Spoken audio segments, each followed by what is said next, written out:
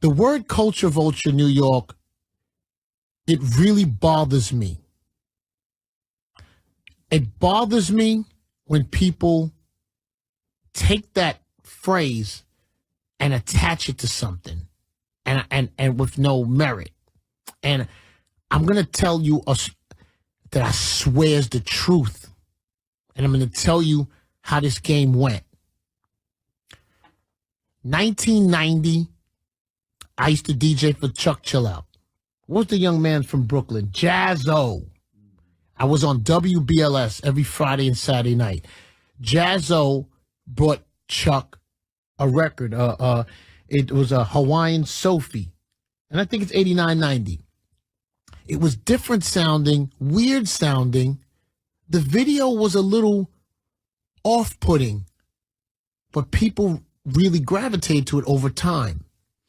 And Jazzo at the time was a very respected lyricist in Brooklyn. He was on Capitol Records at the time. This is 1990 when artists weren't being put on majors.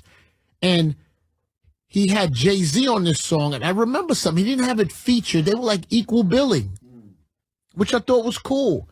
And I'll tell you something. Jazzo being super respected, I think was harder for Jay-Z to be on that song because I think he got criticized for it, but he was dope on that particular song or on that particular project. And I remember Jazzo maybe not putting out any more music. And then I don't remember hearing a lot from Jay-Z after that in 90. And then maybe, I want to say 92, 93, and I could have my years wrong,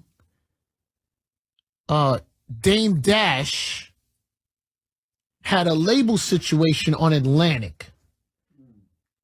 Shout to Clark Kent, because Clark Kent was the person I think signed that deal at Atlantic.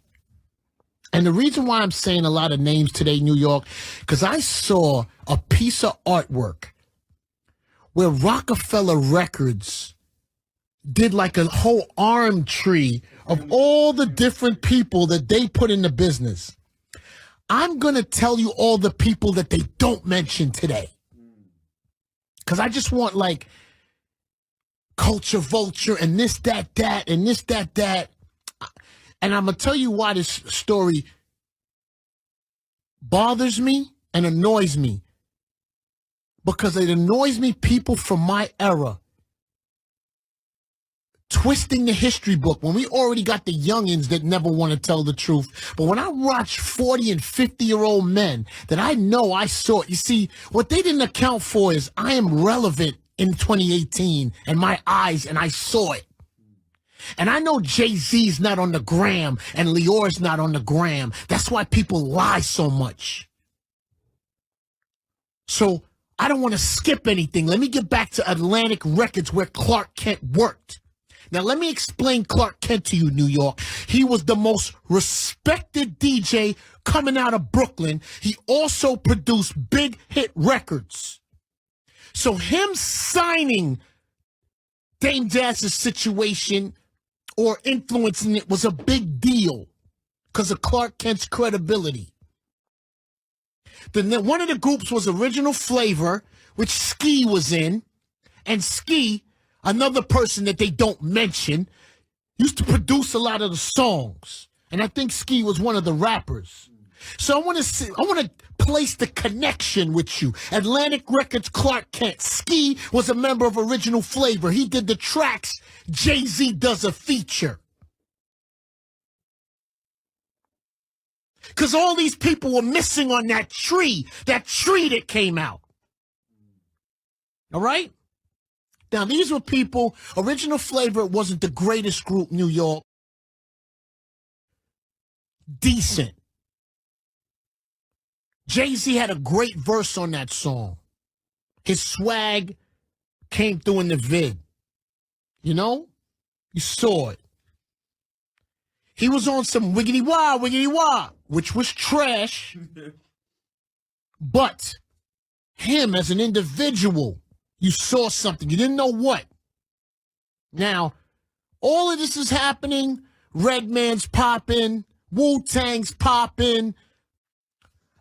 Not even Bad Boy yet. Uptown Records, Diddy's making great remixes for Mary J. I'm painting a picture. These dudes ain't on the map yet. And the game is a certain way. And I can't stand when people tell the game wrong. I got nothing to benefit New York. I wasn't part of any of this success. Right? I want to just get that across. I was not part of it at all. Okay.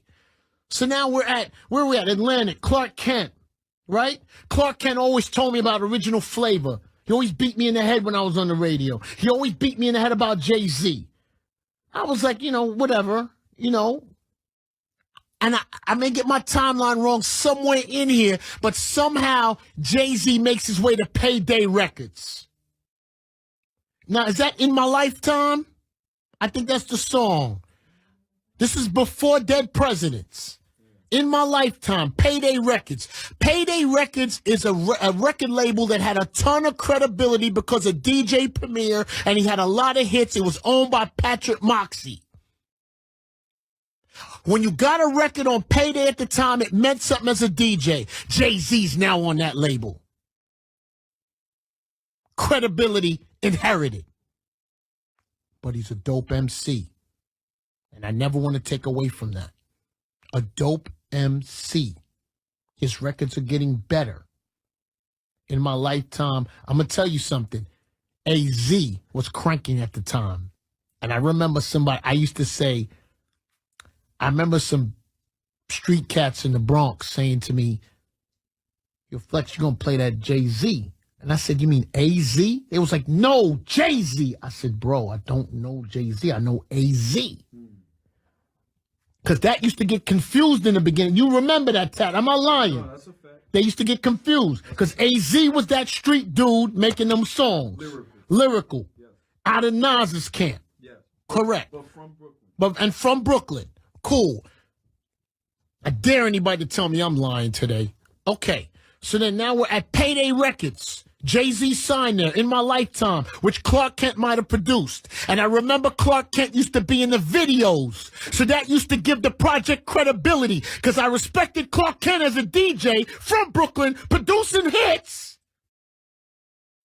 And then I used to see Damon J. So that was, for me, the credibility for a lot of people. Correct? And you being from Brooklyn, Tat, turn his Tat's mic on. Me being from Brooklyn, is that correct? Correct. Is that correct? That is correct. We a talk show today. Because we're going to talk about this. Okay. Now we're at Payday. I believe it's produced by Clark, and I'm not sure. Here's the song. Boom. It's bubbling. Yes. Right? Somewhere Dame Dash is in the equation. But remember, for Dame, incredible hustler, incredible marketer, he's also coming from a situation in Atlantic where those groups didn't happen. Correct. So I looked at him as a person as, I got to see what's happening because you had two groups in there that were okay, mediocre, but they didn't move. And now you're telling me Jay-Z's the thing, right? Mm-hmm. Cool. We're at Payday Records. Now we go to Jay-Z's next label, which is Freeze / Priority / Sleeping Bag. I miss it. Something else was in there. Priority / Sleeping Bag / Priority. What was somebody else? Freeze. Rockefeller. Yeah. Priority. Sleeping Bag. Will Sokoloff. And Sokoloff, don't get mad at me, one of the biggest guy that never pay out royalties. And Will, you know I'm your friend, but I'm going to keep it so 1,000 today, my brother. Right? Yes. Mm-hmm. He then puts out, what's the song? No. Dead Prez. Oh, correct. Was it Dead Prez? Correct, because Dead Presidents. Yes. It's on Freeze, Priority. Let me tell you something, New York. This label was garbage. If it wasn't for Jay-Z's swag and Dame Dash's marketing and push, nobody would have knew they were on this label. Priority Records was the label that used to have hits with Ice Cube and people like that. Freeze Records used to put out house records. Sleeping Bag Records used to rob people. They were in a bad situation, but they had good music, and Dame Dash was making it happen. I didn't know Biggs. I don't know. And today, I don't know if he's the money man or what he is or what he was behind the scenes. He was quiet partner. He was quiet financial partner. I did not know him. He didn't exist in my mind yet. I didn't see him yet. Those are the two guys I saw running around. Now, in this area, Christy Clifford used to manage Kid Capri. Still does. Kid Capri used to do college tours. Jay-Z used to open up. I am just giving you all the names that don't get mentioned because I saw that family tree the other day. And I just want to acknowledge some people. And then I saw how people were with my picture of Lior. So I'm like, if they want the story, I'm going to give it to them. I'm going to give you Sidebar, New York. You know that song? What's that song? Annie? What's that? Hard Knock Life. Hard Knock Life. They don't mention this either. Hard Knock Life was a break beat that the 45 King made. He only gave a few DJs those pieces of vinyl. Kid Capri was one of those DJs. And I might have my tour wrong, but I'm going to tell you, there was a tour, the Bad Boy Tour. I think that's right. Right? Yeah. The Bad Boy Tour that Puffy was very generous to put them on. Right? Because they love to scream culture vulture. They do. That's their word. Culture vulture. Kid Capri was playing this breakbeat because he was the intermission DJ in the arena. In playing that breakbeat, Jay-Z or Dame walk up to Capri and say, "What's that song?" It's Annie, a breakbeat produced by the 45 King. Hence, here comes the song. They never mention that. Now I want to divert back.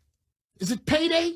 Where were we at? We were at No, we were at Freeze slash Sleeping Bag slash Priority Records, the garbage label they were on. Yep. But those guys made it work. Those guys' swag and effort made it work. That's when they put the Benz out in the street covered. That was no. They that was until they got the Def Jam money. Let me keep this all in perspective, Tat. Sorry. No, it came. I saw Priority on Now, here comes Ain't No, right? Yeah. They never mentioned Big Cap. No. Because Big Cap was the one that was playing that record, not Flex, not anybody else. Big Cap was playing that record. That Irv Gotti got to him. They never bring up Irv Gotti. Irv Gotti, New York, because Dame had a situation at Atlantic Records that I didn't really dig, and I think a lot of other DJs didn't. At that time, we wasn't picking up his phone calls. Not personal. It was just when somebody has it. It's just the way it is. If you work in records or whatever it is. Granted, Dame was cocky. I want to tell you something, New York. His voice and the way he spoke to us about Jay-Z in that very beginning, he was the cog / mouthpiece / genius at that Rockefeller. Dame Dash once told me, "Flex, you sleeping and you're playing yourself." And I'm going to keep it 1,000. I would act tough in front of him, but then I would ask Cap or somebody, "Yo, what is he talking about? Is this Jay-Z popping? Because I don't want to miss it." But he made you think. And I'm going to tell you something about Rockefeller, New York. They came through in the Bad Boy era, which is the brightest shining light that you could ever see. And I commend them because to be successful in the Bad Boy era meant you were really a real brand. And they did that, man. And I'm going to tell you something. In their defense, a lot of people didn't believe in them, me included. A lot of people didn't. A lot of people didn't give them the benefit of the doubt. And a lot of people didn't help them. You know, I did see that. And because Bad Boy was so strong. Biggie was still out. You had your veterans that was still out. You had LL that was still out. All type of artists. So you were kind of like, hey, this isn't really where I'm at. Now, Ain't No comes out. And Cap is playing the dirty. They didn't even have a clean on the vinyl. So I didn't have the clean to play on the radio. And I might have been mentioning it on the radio. I think I played the instrumental saying that I don't have the clean. I can't play the words, but Cap played this in the tunnel on Sunday, and it means something. Right? Mm-hmm. Cool. Irv Gotti, who I know from Mike Geronimo and all his credible artists he was putting out, and I had a respect for him, was the only one that was able to call people about Rockefeller. Right? And then he called. He said, Flex, I got the clean downstairs. Mm-hmm. He said, is it okay if Gotti, if you say I'm not, we're going to tell the truth. And Gotti said to me, is it okay if I bring Dame Dash around? Or something? I said, no, I'm cool. You can give me the record. For no other reason, it's just I didn't know him. No, cool. We're at Ain't No. Mm-hmm. Now, I'm going to tell you something, because they always use the word culture vulture with Def Jam. Rockefeller didn't want to be on Def Jam in the beginning. They offered them a bag to promote Ain't No. They offered them a bunch of cash asking, could you promote the record? Meaning they know they wasn't good enough to be on Def Jam, but could you promote it? And they went to Kevin Liles. Now I want to explain these people that these people call culture vultures, because I want to bring it in modern terms for you youngins. Kev Liles was where? Atlantic Records. So what's that? That's Trey Songz. That's T.I. What else is over? Bruno Mars. What else? Cardi's over there. And 300 the label. Wait, no, but not I'm gonna skip it. But Leor rejuvenated Atlantic Records. Correct. So that's T.I. Mike Kaiser, right? Yep. I'm giving you some names. So that's Leor. So then Leor now and Kev, what do they go on to do? 300 Entertainment, yep. Which is Fetty, which is who else? Rich the Kid. Who else? Young Thug. Who else? So I want to give you something for you youngins to understand all the names we rattling off. Right? That's like 3 different labels. Def Jam consisted of all these guys at one label. Leor, Kevin Liles. Who am I missing? Mike Kaiser, who's presently at Atlantic. Julie Greenwald, right? All these vultures, right? They were at one label, right?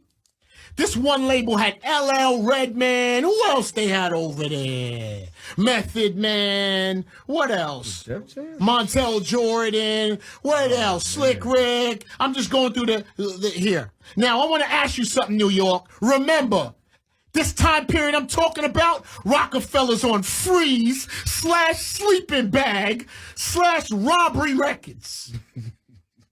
Right? Yeah. They're on a garbage label. Yeah. Garbage.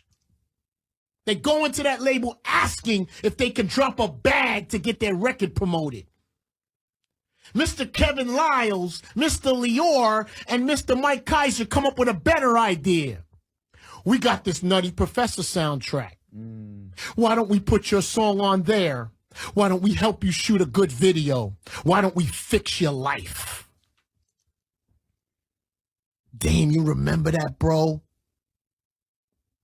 You remember that, bro? Because New York, I'm going to tell you something.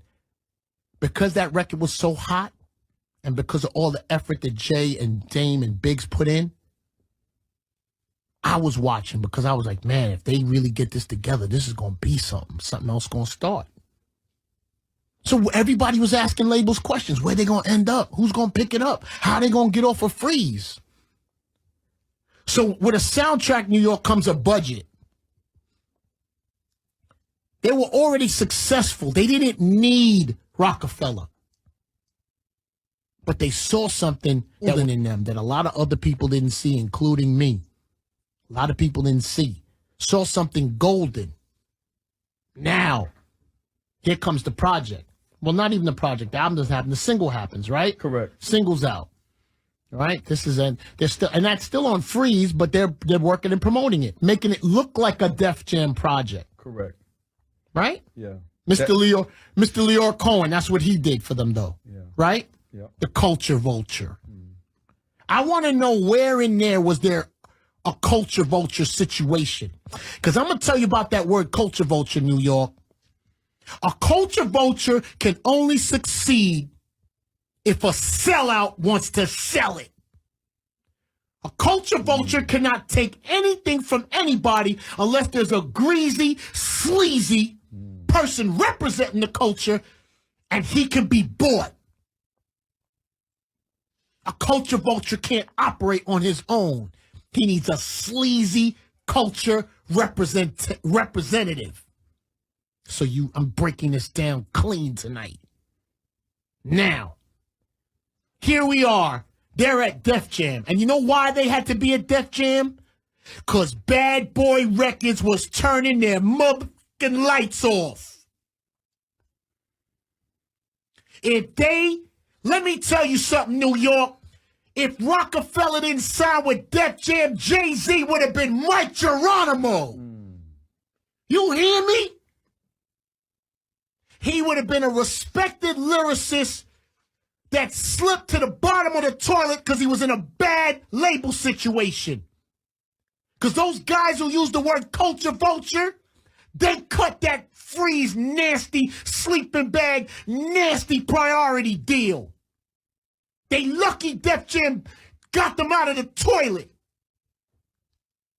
But you know what, New York? This is what it is. You want to know what it is? It's always easy to take the Jewish guy, the guy who's successful in 2018 still. It's easy to point at that guy. It's easy to make him the bad. I don't know Lior in New York. I don't know him. You know what I know? I was on the streets on this radio when they was trying to get their game going. I can speak from that point of view. So when you guys make your little pieces of paper with your family tree of all the people you help, why don't you make a tree of all the people that helped y'all? And I'm going to tell you, because I'm not calling names tonight. You know why? Because I'm going on the movement, because I saw that Rockefeller movement in my comments. You guys used to be the swag guys, the guys that didn't want to talk to nobody, the guys who knew it all, the silent guys, moving, big dogs. After time, you got forgotten. Now you want to speak and be heard, and now you want credit. Lay in the same bed you laid in 96, lay in the same bed in 2018. Lay in that bed. Because I'm telling you something. I know anybody hearing me at the sound of my voice, I know people don't like me.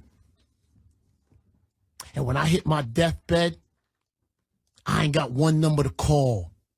You know why? Because I'm going to lay in my bed that I created. Because that bed got me through a lot of ways in the beginning. It may not work on my deathbed, but I'm okay with that. But I'm going to wear it like a champ. Y'all need to wear it like a champ. And I'm going to tell you something, New York. I'm going to tell you why these guys are bitter. Because a lot of these Rockefeller dudes were talking crazy to Def Jam. The arm that was feeding them. They want to videotape people and put them on blast and make them look erratic and funny. Jay-Z did the right thing. The game was changing. It was time to refine your personality and do things better. If you chose that direction and you chose that exit on the highway then, choose that exit now, bro. Don't look at people with that culture vulture word. It's a bad word, man. And I'm surprised at y'all. Because you know what's so funny? Y'all used to give credit.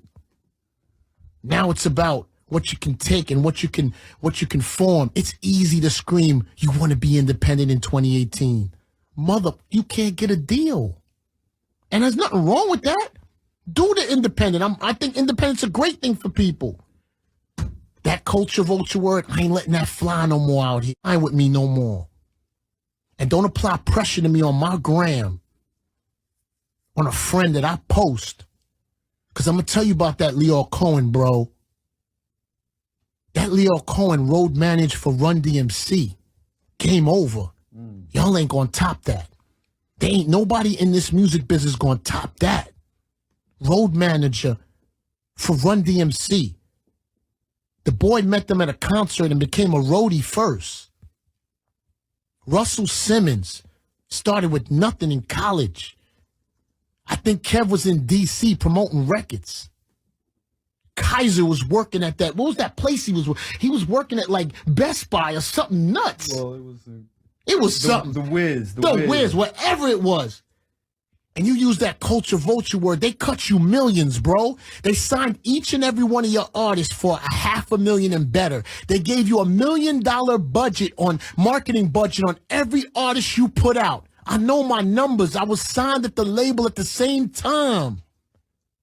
You got bonuses. Y'all did tours. Def Jam Records made y'all, bro. They made you and changed your life. I repeat, Jay-Z would have been Mike Geronimo. Matter of fact, at the time, Mike Geronimo was bigger than him, bro. He was bigger. He was bigger. We're going to stop this culture vulture talk. You know why? Because anybody that uses it, I'm going to check them. You know why? That's the word that you use for your own failures, for the things that you didn't accomplish in life. Be a man. Be men in this game, man. This rap thing, you veteran hip-hop dudes, be men, man. Be men. Stop, man. I'm going to call people on it from now on moving forward. That's what I'm doing. I'm calling people on it. Stop. My brother, Dame, I respect you in the utmost way. I'm going to tell you something, New York. Dame Dash helped me in a very dark time in my life. I was in a management with Jessica Rosenblum I wasn't happy with. I love her, but at the time, I just wanted space. I was sleeping till 5 p.m. in the daytime, and I didn't have any focus. And for some reason, I was supposed to meet Dame Dash and Jay-Z at their office. What was that street? It was like down John Street. Yeah. And Dame Dash walked me through John Street, Rockefeller. He showed me where they did the artwork. He showed me where, like, they go on tour and how they do things. And I said, wow, y'all do this here? He said, yeah, we do it here. And I learned a lot from him. He gave me his realtor. And I called my man Bobby J, rest in peace. And I said, yo, I just sat with Dame Dash and he put this office thing together. The label ain't doing it from, they doing everything. I said, I got to take over my clubs. I got to take over my own mixtapes. He said, yo, I think Dame told me, yo, you got a tape. You can get a budget and overhead. I said, really?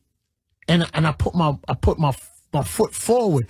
I learned a lot from him, man. But my brother, you are a liar. You are a liar. And it bothers me, man.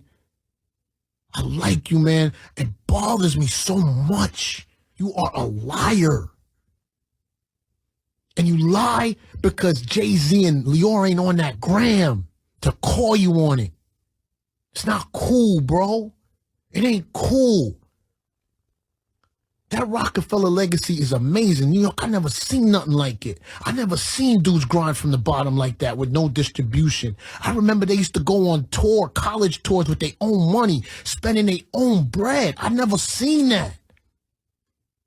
Yo, Jay-Z went from a guy that couldn't have a stage show to tearing them stages down to a place I didn't understand. And then became that dude, like going at dudes on songs. I didn't understand it. And guess what? Y'all talk all that talk, y'all never created another Hove. So obviously, man, the cog was someplace else. And let me tell you something. All you Rockefeller dudes love to be on the gram and talk and talk and talk. That big business was being conducted between Lior and Jay from the gate. All that hooping and hollering, like, that was never gonna fly. Irv Gotti, instrumental in that situation. Clark Kent, instrumental. Ski, instrumental. Puff, putting y'all on tour, instrumental. Kid Capri, giving you the biggest record of your life, instrumental. When y'all make them trees, why don't you make a new one? Or maybe I'll make it and put it out today. Because if y'all gonna use the word culture vulture, I'm going to use some words too. That's what I'm using today. I'm tired of it, bro. Like this whole thing because of the color of people's skin in 2018. So it's like, well, if we attack him and he's white, he gonna get the brunt of it. And, we ain't doing good. So let's just attack him. Stop, man. It looks bad. I'm calling y'all on it. That's what we doing moving forward. I'm not being personal. I'm not being like they act like they did Def Jam a favor, bro. Def Jam was rolling multi-million-dollar, bought out 5-6 times. Russell, I don't know how many houses the boy had. And I'm going to tell you something. Some people like to say Dame Dash stole. Let me tell you something. There's no such thing as stealing money at a record company. Record company money is free money when you have a label deal and overhead. Stop. It's the only business where you can take money and nobody wants to kill you. Stop. He didn't take money. The president or whatever Dame's position is, you can't steal money because I don't want to knock him on nonsense. All he did, I'm going to be honest, New York, Dame Dash did nothing wrong back then. And to today, he's done nothing wrong. He handled it a certain way. He was cocky. He did it the way he needed to do. And people became very successful. And a lot of people made money from him. The only thing he's doing wrong in 2018, he's now blaming other people for anything he's uncomfortable with. Because the boy got success. I've never seen a sore winner. I've never seen this in my life. He did nothing wrong. And he's done nothing wrong today. It's just like, bro, like it is what it is. Lior is still successful. Jay is still successful. That's it. They didn't take you along for the ride, bro, because you had a big mouth. But it's okay. Dude, make your bread. Make your bread, man. Stop pulling everybody down into the trenches with people in this business, man, because y'all ain't going to pull me. That ain't going to happen because I'm going to tell the truth. If I offended anybody today, I'm sorry. I didn't mean to. What time is it? It was crazy. I didn't mean to offend nobody, but I just told you what it is. All right? When I see the Rockefeller brand making trees, make some trees of the people that help. Let me tell you something, New York.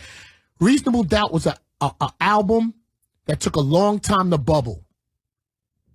And I don't want anybody to get mad at me. And you Rockefeller people that work there, you remember this. People laughed at that album cover with that outfit Jay-Z had on. True or false?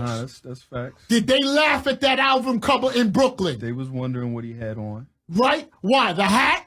The hat. The scarf? It wasn't a thing yet to be dressed in a 3-piece suit like that. Mm-hmm. It wasn't looked at. He had now, vision. What we commend them on is they never let that stop them. Correct. And I'm going to tell you about that Reasonable Doubt album, New York. Every day it came out of more and more cars. Yeah. Every day a record would go in the tunnel. Every day Jay-Z would he'd do a freestyle somewhere. Let me tell you the magnitude of Jay-Z, New York. For you youngins. Ain't No was a song where he had a feature from a girl that nobody knew. Foxy Brown. A new rapper put a new person on the last verse that nobody knew. I thought he was bananas. Yeah. He gave Foxy Brown life. I didn't know who she was. Gave her career. You Rockefeller dudes, why don't you go home and print a new tree? And try and print that tree without using the word culture vulture. And print that tree with the people that helped. Why don't y'all do that? Instead of using that word culture vulture. Because I'm going to keep it 1,000.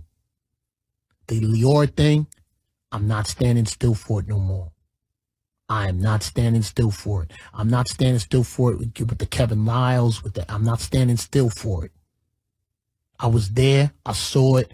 That's it. Challenge me on it. Call me a liar. I dare any of y'all to call me a liar on anything I said today. I bet you won't. I bet you won't.